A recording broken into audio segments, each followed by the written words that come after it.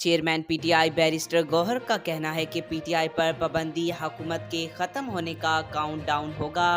तफसीलात के मुताबिक तहरीक इंसाफ और सुन्नी इत्तेहाद कौंसिल की पार्लिमानी पार्टी का इजलास हुआ, जिसमें सुप्रीम कोर्ट के मखसूस नशिस्तों के फैसले पर अमल दरामद का जायजा लिया गया। इजलास में 4 नकात पर गुफ्तगू हुई और तमाम अरकान पार्लियामेंट की राय ली गई।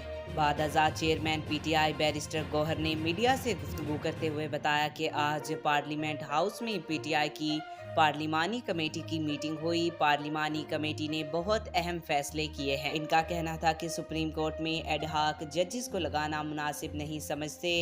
शिबली फराज और उमर अयूब एडहाक जजेस पर अपना मौकिफ सुप्रीम जुडिशल कौंसिल भेज रहे हैं। चेयरमैन तहरीक इंसाफ ने चीफ जस्टिस से दरख्वास्त की मखसूस नशिस्तों के केस के फैसले पर मनोअन अमल कराएं। ये फैसला सुप्रीम कोर्ट का है और इस पर अमल करना भी जिम्मेदारी है। उन्होंने खबरदार किया कि पीटीआई 70% पाकिस्तानियों की तर्जुमान जमात है। पीटीआई पर पाबंदी हुकूमत के ख़त्म होने का काउंटडाउन होगा। उन्होंने बताया कि आज इलेक्शन कमीशन को सुप्रीम कोर्ट के हुक्म के मुताबिक कन्फर्मेशन भेज रही हैं। हमारे 3 मेंबरान उम्रे पर गए हैं, इनका बयान हल्फी भी आज मिल जाएगा। इजलास से कबल गौहर खान का कहना था कि एडहाक जजेस का मकसद सुप्रीम कोर्ट फैसले पर असरअंदाज होना है।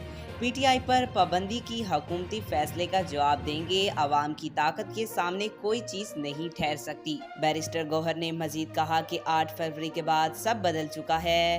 तहरीक इंसाफ होगी और इसी ऐवान में होगी। आज तक के लिए इतना ही। मजीद ऐसी मालूमाती वीडियो देखने के लिए चैनल को सब्सक्राइब करें।